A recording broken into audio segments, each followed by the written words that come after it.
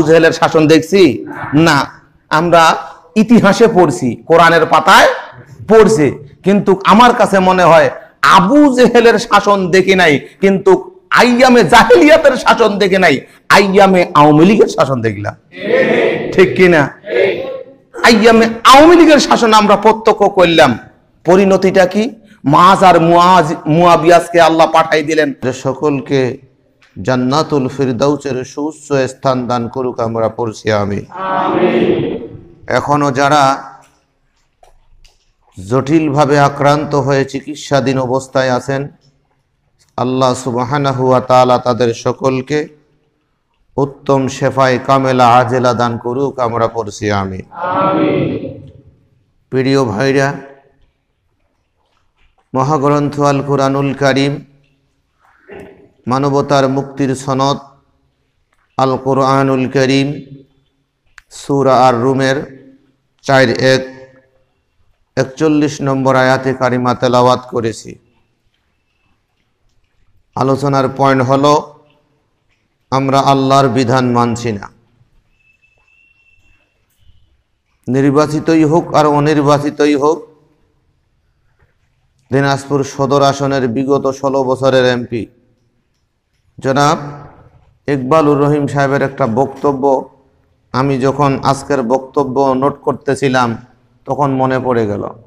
উনি বলতেছিলেন, আমি ওই কথাটা মুখে আনতে পারবো না, যে স্বামীর ভাত খান, এই বলেই দিলেন আপনারা, অর্থাৎ নুন যার খাবেন গুণ তার গাইবেন। এটি উনি বুঝাতে চাচ্ছে যে, এরপরে এক জনসভায় ওনারা বলছেন, আমাদেরকে যদি ভোট না দেন তাহলে আমরা যে রাস্তা বানাইছি ওই রাস্তা দিয়ে হাঁটবেন না, এ কথা বলছে।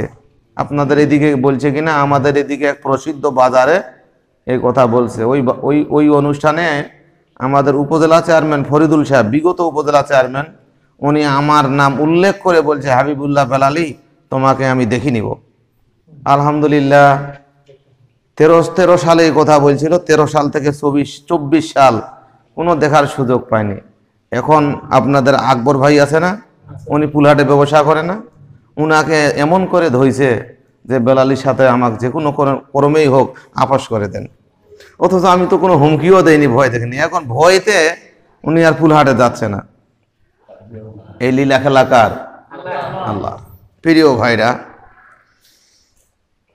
যদি সত্যিকার অর্থে লবণ যার খাবো গুণ তার গাইব, আল্লাহ পাক রাব্বুল আলামিন এখানে কি বলছেন? আমাদের সমাজের মেম্বার যারা, চেয়ারম্যান যারা, এমপি মন্ত্রী যারা,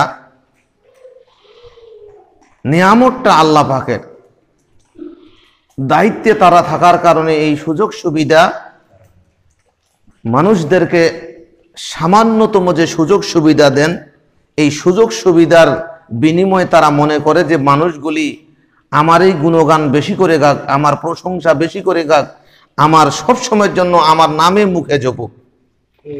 এটা তাদের এটা মনের চাহিদা। তার মধ্যে অন্যতম একটা ঘৃণিত চাহিদা, আমাদের এই সদর উপজেলায় যদি দেখেন আপনি, তাহলে প্রত্যেকটা ইউনিয়নের সীমারেখার মাঝখানে একটা করে দুই রোডের রাস্তার দুই সাইডে এটা করে সীমানা দিছে কিনা? এই সীমানাতে ছবি কয়জনের আছে? 3 জনের। একজন হলো শেখ মুজিবুর রহমান, শেখ হাসিনা আর ইকবালুর রহিম। এটা মূর্তি। এটা কি? কোন মুসলিম রাষ্ট্রে মানুষ মূর্তির পূজা করতে পারে না, অথচ 90% এই মুসলমানের দেশে মূর্তিটা রাখা যাবে না এই কথা বলারও সাহস আমাদের ছিল না। এমন কাজ করতে হবে যে কাজটা করলে পরে মানুষ আপনার প্রশংসা করবে। এতদিনের মূর্তি একদিনে সব গোটা বাংলাদেশ থেকে। আমি তো আশ্চর্য হয়ে গেলাম, সেনাবাহিনী তাদের ক্যান্টনমেন্ট নিজে কুড়াল নিয়ে যায়, কুড়াল দিয়ে পিঠে ভাঙ্গিয়ে ফেলে দিচ্ছে। তার মানে ওদের মাথাও এই বুঝটা আছে যে মুসলমান হিসাবে মুসলমান রাষ্ট্রে মানুষের, মৃত মানুষের মূর্তি থাকতে পারে না। এটা অনেক মৌলবিও বুঝেনি, বুঝলি না? 5-6টা গোলাম কিছু মৌলবি ছিল না, ওরাও কোনোদিন বলেনি। আমার বিশ্বাস ওরা সাধারণ মানুষ, কোরআন হাদিসের জ্ঞান তাদের কাছে খুব কম। এরা যদি বলতো, এরা যদি 5টা গোলামি না করতো, আমার মনে হয় এত মূর্তি তৈরি করতো না।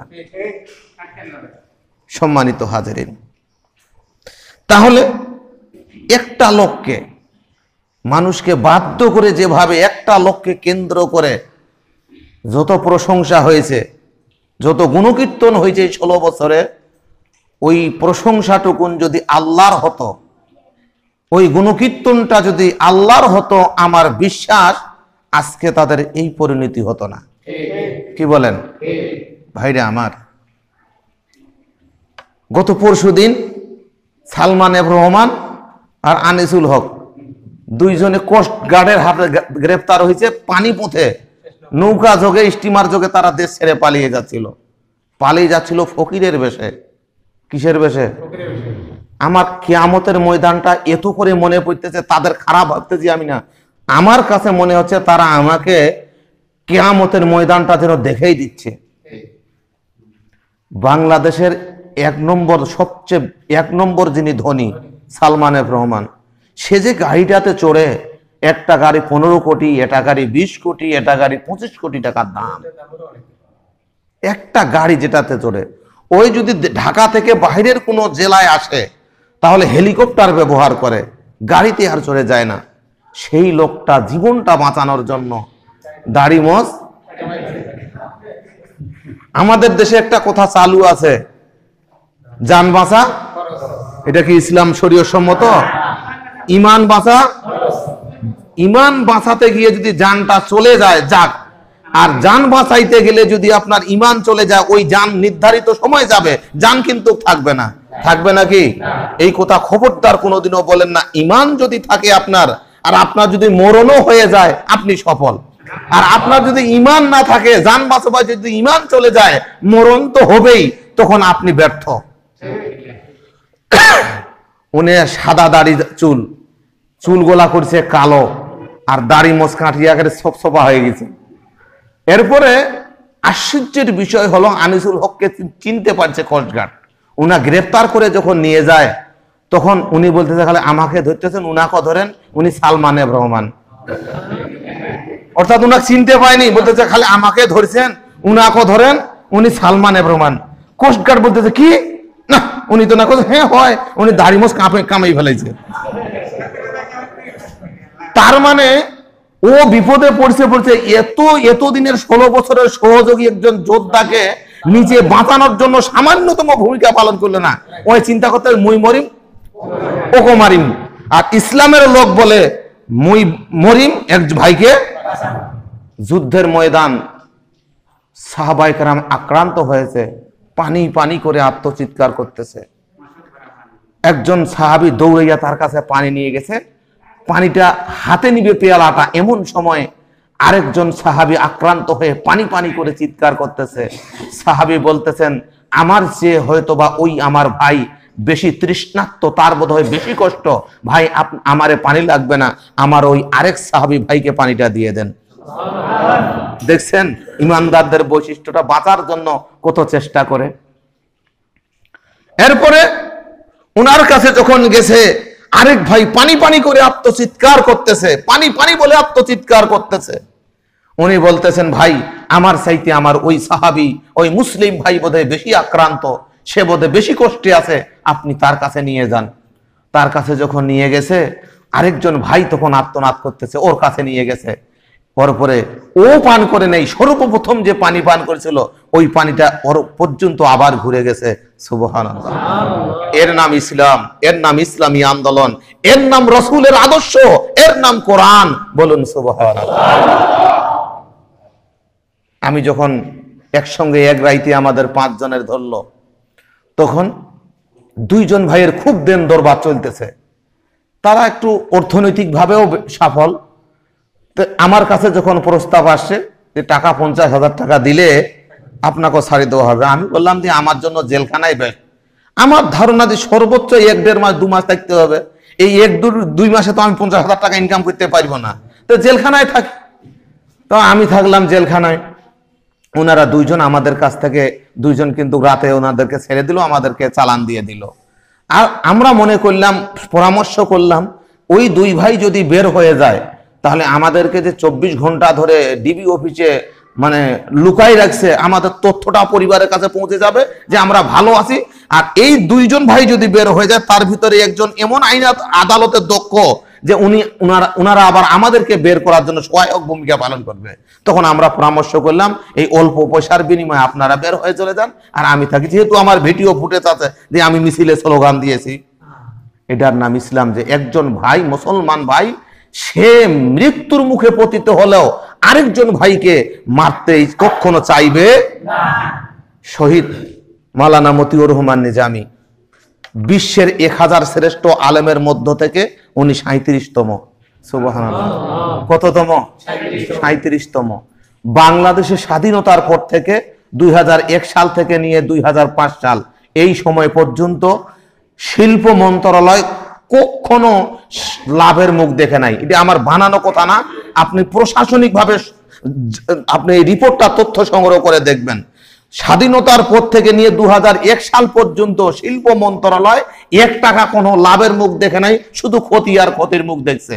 মাওলানা মতিউর রহমান নিজামী 40 মাস শিল্প মন্ত্রণালয় যখন গেছে, ইতিহাসের সব মন্ত্রণালয়ের চাইতে বেশি লাভজনক একটা মন্ত্রণালয় পরিণত করে দিয়েছে। এই মানুষটাকে যখন ফাঁসির কাস্টে ঝুলানো হচ্ছিল, তখন তদানীন্তন সময় শিবিরের কেন্দ্রীয় সভাপতি বলছিল, আল্লামা আপনাকে বাঁচানোর জন্য 1 লক্ষ শিবিরের সদস্য স্বাক্ষর করেছে, তারা জীবন দিবে, তারপরও আপনাকে বাঁচাবে। উনি বলছিলেন যে আমি একজন নিজামীকে বাঁচাইতে গিয়ে 1 লক্ষ লোকের জীবন দেওয়া কি দরকার, সুতরাং আমার জীবনটা যাক, ওই 1 লক্ষ একজন নিজামীতে পরিণত হয়ে যাবে। এর নাম হলো ইসলাম। এর নাম কি? ইসলাম। প্রিয় ভাইরা আমার, আজকে আমরা আমাদের নেতৃবৃন্দের যে গুণগান করি, যে প্রশংসা গাই, যে গুণকীর্তন করি, ওই প্রশংসাটুকুন, ওই গুণকীর্তনটুকুন, ওই শুকরিয়াটুকুন যদি আল্লাহ পাক রাব্বুল আলামিনের আমরা গাইতাম, তাহলে আল্লাহ সুবহানাহু ওয়া তাআলা আপনার আমার ভাগ্যের আমূল একটা পরিবর্তন করে দিত। সম্মানিত হাজেরিন, আল্লাহ পাক রাব্বুল আলামিন চান আমার সৃষ্টি অর্থাৎ আমার বান্দা হৃদয় আর অন্য কারো দিকে তার ঝুঁকে না পড়ুক, তার অন্তরটা, তার কোপটা পৃথিবীর কোনো মানুষের দিকে ঝুঁকে না পড়ুক। আমার চেয়ে আমার বান্দার অন্য কারো প্রশংসা গুণকীর্তন না করুক। ভাইরা আমার, মুসলিম হিসাবে আমরা তো পারতাম ইউনিয়ন পরিষদের এই সীমারেখার চিহ্নিত জায়গাগুলোতে ওই সুন্দর ইসলামের একটা বাণী দিতে, কিন্তু তা না করে আমরা মনে করছি যে এদেরকে চির অবিস্মরণীয় করে রাখার জন্য আমরা এদের নাম ছবিগুলি ওখানে লটকাই দিছি, যা মুসলিম উম্মার জন্য চূড়ান্ত শিরক এবং কবিরা গুনাহ। প্রিয় ভাইরা আমার, আল্লাহ রাব্বুল আলামিন বলেন, আমার আদরের বান্দা তারা যেন অন্য কাউকে মন দিয়ে না ভালোবাসে, ভুলে না যায় আমাকে। আল্লাহ ও তার বান্দার সম্পর্ক তৈরির জন্যই এসেছেন নবী এবং রাসূলগণ। নবী এবং রাসূলগণ হলেন আল্লাহ তাআলার সাথে তার বান্দাদের সম্পর্ক গড়ার সেতু বন্ধন এবং জলজন্ত স্পষ্ট রাস্তা। বলুন সুবহানাল্লাহ। কোন মানুষ যখন আল্লাহর হয়ে যায়, আল্লাহ পাক রাব্বুল আলামিন বলে, বান্দা তখন আমি তোমার হয়ে যাই। মানুষ যখন আল্লাহর হয়ে যায়, আল্লাহ তখন কার হয়ে যায়? মানুষটার হয়ে যায়। আল্লাহ বলেন, যখন আমি তোমার হয়ে যাব, তোমার তখন আমার কোটি কোটি মাখলুকাত সব তখন তোমার হয়ে যাবে। তাহলে আমরা কার হব? আমরা কার হব? আল্লাহ। আমি এই গত কয়েকদিনে এই বর্তমান প্রেক্ষাপটটার উপর গবেষণা চালাচ্ছিলাম, তখন আমার চোখের সামনে ভেসে আসলো, ভেড়া দেখছি না আমরা? ভেড়া দেখছি না? ওর মারামারি দেখছি, কেমন মারামারি করে, খুবই না পিছেই যায় দুইজনে। দুইজন যখন মারামারি করে তখন দুইজন 10-20 হাত দূরত আগে পিছায়, পিছায় কি পিছায় না? দেখছেন না? দেখছেন আপনারা? এরপরে দূর থেকে দৌড়ে আসিয়া কি করে, একদম ঢাকাম করে মাথায় দেয়, দিয়ে কি তখন আবার পাছড়াপাছড়ি মারামারিতে লাগাই যায় না? আবার কি করে, ছোটবেলায় যখন আমাদের ওই লোহাডাং বলতাম গ্রাম্য ভাষায়, মাঠের পর মাঠ, বিশাল এরিয়া পড়ে আছে, ওখানে গরু ছাগল চড়াইতাম, আমরা রাখালি করতাম। তো সেইখানে যদি ভেড়া, যেটা খাসি বা পাঁঠা যেটা ভেড়া, এইটার মাথায় এত শক্ত, আমি সচককে দেখছি, ওর সঙ্গে ভুষও পারে না, মহিষও পারে না ওর মাথার সাথে মারামারি করতে। তো আমি গবেষণা চালাই, দেখলাম ওরা এত পাছায় কেন, পিছিয়ে যাইয়া তারপরে আক্রমণ করে কেন, যে আক্রমণটা করে করার মতো করে, ঠিক কিনা? তো আমি ভাবতেছিলাম, আল্লাহ আমরা এত পিছাচ্ছি কেন, আমরা এত, আল্লাহ পাক বলতেছে যে পিছাও পিছাও পিছাও, এরপরে যে আক্রমণটা হবে, যে মারামারিটা হবে, যে ধাক্কাটা হবে, যে বিজয়টা হবে, এটা অবিস্মরণীয় বিজয়, ঠিক কিনা? দেখেন আল্লাহ পাক এত মানে রক্তপাতও খুব কম, এত সহজ উপায় বাংলাদেশের মানুষদেরকে একটা সুন্দর বিজয় দিবে, পৃথিবীর কোনো মানুষও কল্পনা করে নাই, আমরাও করে নাই। বলছি এত পিছাইছি, যেমন পিছাইছি তেমন আগায় গেছি, এত আল্লাহ শক্ত করে দিয়েছে, মজবুত করে দিয়েছে। আমার ভাইরা, আল্লাহ পাক রব্বুল আলামিন বলছেন, বান্দা যখন তোমরা আমার হবে, আমি আল্লাহ তোমার হব, আর আমার সমস্ত সৃষ্টিকুল তোমার হয়ে যাবে। মানুষের হাত, মানুষের পা, মানুষের চোখ, মানুষের কান, মানুষের হৃদয়, মানুষের অঙ্গ প্রত্যঙ্গ কালেমাওয়ালা হলে সেই মানুষটি কখনো নমরুদ, ফেরাউন, সাদ্দাত, আবু জেহেল, আবুল আহাব, বালাম, বাউরা, বুশ, ব্লেয়ার, শেরন মার্কা হতে পারে না। কারণ এই হাত দিয়েছেন কে? চোখ দিয়েছে কে? কান দিয়েছে কে? মুখ দিয়েছে কে?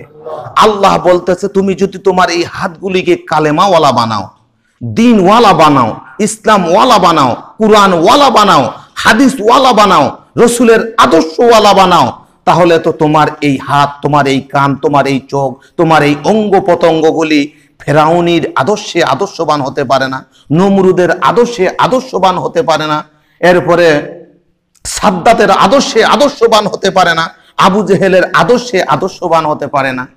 আমার ভাইরা, আমি সেদিন বললাম, আসলে আমরা আবু জেহেলের শাসন দেখি নাই চোখে, দেখছি নাকি? আবু জেহেলের শাসন দেখছি না, আমরা ইতিহাসে পড়ছি, কোরআনের পাতায় পড়ছি, কিন্তু আমার কাছে মনে হয় আবু জেহেলের শাসন দেখি নাই, কিন্তু আইয়ামে জাহেলিয়াতের শাসন দেখে নাই, আইয়ামে আওয়ামী লীগের শাসন দেখলাম, ঠিক কিনা? আইয়ামে আওয়ামী লীগের শাসন আমরা প্রত্যক্ষ করলাম। পরিণতিটা কি? মাজ আর মুয়াবিয়াসকে আল্লাহ পাঠাই দিলেন আবু জেহেলের সাথে মোকাবেলা করার জন্য। আবু জেহেল কল্পনাও করেনি, ভাবেনি যে ছোট ছোট 6-7 বছরের বাচ্চা, এরা তো যুদ্ধ করার জন্য আসে নাই, এরা তো আমার গদি থেকে আমাকে টেনে হেসড়ে নামার জন্য আসে নাই, এরা তো আমার শত্রু হয়ে আসে নাই, এরা হয়তো এমনিতে যুদ্ধ দেখার জন্য আসছে। অথচ সেই সময় দীর্ঘ সময় পর্যন্ত আবু জেহেলের সাথে সেই সময় দেশপ্রেমিক জনতা হাজারবার চেষ্টা করেও তাকে ক্ষমতাচ্যুত করতে পারে নাই, সব চেষ্টা প্রয়োগ করতে পারে নাই। আল্লাহ পাক রব্বুল আলামিন পাঠাই দিলেন ছোট্ট 2 জন বাচ্চা, মাস এবং মুয়াজ। মাস আর মুয়াজ 2 জনের হাতে তরবারি, হাতে না, ওরা পিঠে ঢুকাই দেখছে, তরবারি ঢুকাই দেখছে, যুদ্ধ চলতেছে, একদিকে মুসলমান, আরেকদিকে আবু জেহেলের সৈন্য সহ নেতৃত্ব দিচ্ছেন আবু জেহেল। এরা ওর ভিতরে ফাঁকে ফুকে পিস পাস করে ছোট বাচ্চা ভুসুত ভাসুত করে যাইয়া ঢুকিয়া আবু জেহেলের এক উড়াদে একজন চোট মারছে, আরেক উড়াদে আরেকজন চোট মারছে। পা যখন ক্ষত বিক্ষত, তখন ঘোড়ার পিঠ থেকে চড়ে গেছে, তখন গোলার ভিতরে চোট মারে দিয়ে দিছে। আবু জেহেল কি কল্পনা করেছিল এরকম ছোট 2টা বাচ্চার হাতে আমার পতন হবে?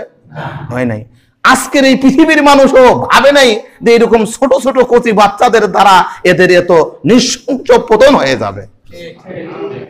সম্মানিত হাজেরিন, এরপরে আসেন আমার এই পয়েন্ট, আমি নিজের বিরুদ্ধে একজন মুসলমান হিসাবে পুঁজিবাদ, জাতীয়তাবাদ, সমাজতন্ত্র, ধর্মনিরপেক্ষতাবাদীদের অনুসারী হতে পারে না। যদি হয়, আল্লাহ পাক রব্বুল আলামিন আপনাকে আমাকে যেই উদ্দেশ্যে সৃষ্টি করেছে সেই উদ্দেশ্যের আমি বেঘাত সৃষ্টি করলাম। আমরা সে কথা ভুলে মন গড়া জীবন যাপন করে নফসের প্রতি জুলুম করেছি এবং নিজেদের আত্মার বিরুদ্ধে অবস্থান করেছি। আমরা আমাদের বিরুদ্ধে অবস্থান করে আমাদেরকে জাহান্নামী একজন মানুষে পরিণত করে ফেলেছি। তাহলে পুঁজিবাদ এটা মানুষের তৈরি মতবাদ, জাতীয়তাবাদ এটা মানুষের তৈরি মতবাদ, সমাজতন্ত্র মতবাদ এটা মানুষের তৈরি মতবাদ, ধর্ম নিরপেক্ষ মতবাদ এটা মানুষের তৈরি মতবাদ, সমাজতন্ত্র মতবাদ, পুঁজিবাদ, জাতীয়তাবাদ, ধর্ম নিরপেক্ষবাদ এটা কোনো মুসলমান করতে পারে না। বিশ্বের সমস্ত আলেম ওলামায়ে কেরাম একমত, এই সমস্ত মতবাদের সাথে কোনো মুসলমানের দূরতম কোনো সম্পর্ক থাকলে তার মুসলমানিত্ব খারিজ হয়ে যাবে। কিয়ামতের ময়দানে সে আবু জেহেল, আবুল আহাব, উতবা, সাইবা, সাদ্দাত, ফেরাউন, নমরুদ এদের সাথে তাদের হাসর নশর হয়ে জাহান্নামে তাকে যেতে হবে। ভাইরা আমার, বিশ্বনবী মুহাম্মদুর রাসূলুল্লাহ সাল্লাল্লাহু আলাইহি ওয়াসাল্লাম কিয়ামতের ময়দানে দাঁড়াবেন। বলেন তো, আমাদেরকে রেখে উনি কি জান্নাতে যাবেন? কি যাবেন? কেমন লিডার, কেমন নেতা, আর এরা কেমন লিডার, কেমন নেতা। মাননীয় প্রধানমন্ত্রী সাবেক শেখ হাসিনা, ও যখন চলে গেছে সে চিন্তা করছে যে আমার লোকজনের কি হবে। একই জায়গায় দুজন আছে, আনিসুল তো ভাবতে পারতো যে ওই লোকটা ধনী মানুষ। আশ্চর্যের খবর, ও এত ধনী, সুখের জীবন যাপন করা ওর কি কষ্ট মানায়? ভাই, জেলখানায় যারা গেছেন, জেলখানা কষ্টের হতো না, যত কষ্ট হলো থানার থাকা। ডিবি অফিসে যদি আপনি থাকেন, এখানে যত কষ্ট, থানাতে যে কষ্ট, ওই এংনার উমত, বিড়ি খর, সিগারেট খর, গুল খর, ওইখানে একটা পায়খানা। বিশ্বাস করবেন না, যেই জায়গায় 3 জন 4 জন থাকা যায় ওইখানে 40 জন আছে। আর জেলখানায় তো জেলখানা সব দেখেন কত ক্ষতি, সারাদিন সারা রাত ওইখানে ঢুকা। আরে যে বাই যে ছাড়ে, একবার ও একবার ও একবার, এই পাকে ফুস, ওই পাকে ফাঁস, ওই পাকে ঢাস, ওই পাকে ঢুস, কত নাক বন্ধ করে থাকবেন। আর জেলখানায় যে আপনার থানাতে যে দুর্গন্ধ, এই কষ্টটাই বেশি। সালমান এফ রহমান লুঙ্গিতে পায়খানা করে ফেলেছে। এক পুলিশের সাক্ষাৎকার দেখে হয়তো আপনারা দেখেননি, লুঙ্গিতে কি করেছে, ওই যখনই ধরা পড়ে গেছে আতঙ্কে ভয়ে ওখানে পায়খানা করে ফেলছে। তখন পুলিশের কাছে যখন গেছে থানায়, উনাকে বলছে যে আমাকে একটা লুঙ্গি দেন, আমি পায়খানা করে ফেলেছি। পুলিশ বলছে বেটা ওইটাই পড়ি থাক, তোদের জন্য আজ আমাদেরও এই অবস্থা, ওইটাই পড়ি থাক। কোর্ট পর্যন্ত নিয়ে গেছে, তারপরে ওই লুঙ্গিটাই পরে রাখছে। আমি আশ্চর্য হয়ে গেছি, সামান্য উপকারে কেউ আসে না, তার কাছ থেকে কি সুবিধা নিছিল? এইরকম মানুষ বাংলাদেশে ছিল না? ছিল। আমার ভাইরা, তাহলে আমরা কার পিছনে ঘুরতেছি, কোন লোকের পিছনে ঘুরতেছি? এই দুনিয়ার সামান্যতম উপকারে তারা আমাদের আগে আসে না, তাহলে কিয়ামতের ময়দানে কি হবে? আমাদের কি কোনো খোঁজ খবর রাখবে? আল্লাহ পাক রব্বুল আলামিন বিশ্ব নবীকে বলবেন, মুহাম্মদ সাল্লাল্লাহু আলাইহি ওয়াসাল্লাম, আজকের এই কিয়ামতের ময়দানে, আজকের এই হাসরের মাঠে আমি সর্বপ্রথম আমার মাইকে এই মঞ্চে ঘোষণা করলাম, তাম পৃথিবীর মানুষগুলোর মধ্য থেকে আমি তোমাকে জান্নাতি ঘোষণা করে দিলাম। মুহাম্মদ, যেই জান্নাতি ঘোষণা হয়ে যাবে, লক্ষ লক্ষ ফেরেশতা মুহাম্মদ সাল্লাল্লাহু আলাইহি ওয়াসাল্লামের গলার মধ্যে ফুলের মালা পরায় দিয়ে উনাকে জান্নাতে নিয়ে যাওয়ার জন্য তৈরি হয়ে যাবে। মুহাম্মদ সাল্লাল্লাহু আলাইহি ওয়াসাল্লাম এক পা আগাবেন না, এক পা পিছাবেন না, দাঁড়িয়ে যাবেন। আল্লাহ বলবেন, আজকের জান্নাত উদ্বোধন হবে তোমার দ্বারা। হে মুহাম্মদ, তুমি যাচ্ছ না কেন? তুমি নড়তেছো না কেন? এই সম্মান, এই মর্যাদা তুমি গ্রহণ করতেছো না কেন? মুহাম্মদ সাল্লাল্লাহু আলাইহি ওয়াসাল্লাম বলবেন, যারা আমাকে লিডার হিসাবে মেনেছিল, আদর্শ নেতা মেনে নিয়েছিল, ওমা আরসালনাকা ইল্লা রাহমাতাল লিল আলামিন, আমাকে যারা লিডার হিসেবে মেনে নিয়েছিল, গাইড বুক হিসেবে আমার আদর্শকে যারা গ্রহণ করেছিল, বুকে ধারণ করে কষ্ট সহ্য করেছিল, আজকের এই কঠিন দিনে, ভয়াবহ বিপদের দিনে তাদেরকে আগে জান্নাতে না পাঠানো পর্যন্ত আমি মুহাম্মদ জান্নাতের কোনো স্বাদ গ্রহণ করব না। লিডার তো এইরকমই হওয়া দরকার, নেতা তো এইরকমই হওয়া দরকার, আদর্শ তো এইরকম নেতারে হওয়া দরকার, এইরকম নেতারই তো পিছনে থাকা দরকার। আল্লাহ রাব্বুল আলামিন বলবেন, মুহাম্মদ, আজকের এই কিয়ামতের বিপদের দিনে, মুসিবতের সময় যাদেরকে যাদেরকে তুমি ভালোবাসো, পছন্দ করো, যাদেরকে নেওয়া দরকার তাদেরকে বাছাই বাছাই করে আমার কাছে নিয়ে আসো। তুমি যাদেরকে বাছাই বাছাই করে আমার কাছে নিয়ে আসবে, আমি আল্লাহ পাক রব্বুল আলামিন তোমার সম্মানার্থে তাদেরকেও জান্নাতের সার্টিফিকেটটা তাদের ডান হাতে আজকের এই কিয়ামতের ময়দানে তুলে দিয়ে দিব। আমার ভাইরা, বিশ্ব নবী, আমাদের নবী, তার সার্টিফিকেট সুপারিশে আমরা জান্নাতে চলে যাব। এটা চাই কি চাই না? তাহলে আগামী দিনে তোমার নেতা, আমার নেতা, সব নেতাদের পদ ছাড়ো, বিশ্ব নবীর পদ ধরো। তোমার নেতা, আমার নেতা, বিশ্ব নবী মোস্তফা, ইহকালে পরকালে যিনি মুক্তির খালিফা, যিনি মুক্তির খালিফা। আল্লাহ ছাড়া কাউকে মোরা প্রভু বলে মানি না, মুহাম্মদের আদর্শ ছাড়া অন্য কাউকে চিনি না, অন্য কাউকে জানি না, অন্য কাউকে ধরবো না। ঠিক কিনা? আগামী দিনে আমাদের লিডার হবে, আদর্শের মডেল হবে বিশ্ব নবী মুহাম্মদুর রাসূলুল্লাহ। অতীতে যা করেছি তা সব ফেলে দিয়ে তওবা করে ইস্তেগফার করে আমরা ওইরকম একটা সোনালী সুন্দর সমাজ আগামী দিনে নির্মাণ করতে চাই। 16 বছর পর আল্লাহ যে বিজয় দান করেছেন মুসলমানদের কাছে, আরেকটা বিজয়ের দরকার, সেটা হলো কুরআনুল কারীমের বিজয়। সেই বিজয়টা হলো আল কোরআনের বিজয়, সেই বিজয়টা হলো ইসলামের বিজয়, সেই বিজয়টা আলেম ওলামাদের দ্বারা, মুসলমানদের দ্বারাই সম্ভব। আল্লাহ পাক রব্বুল আলামিন আমাদের সকলকে সঠিক বুঝ দান করুক। ওয়া আখিরু দাওয়াহুম আলহামদুলিল্লাহি রাব্বিল আলামিন।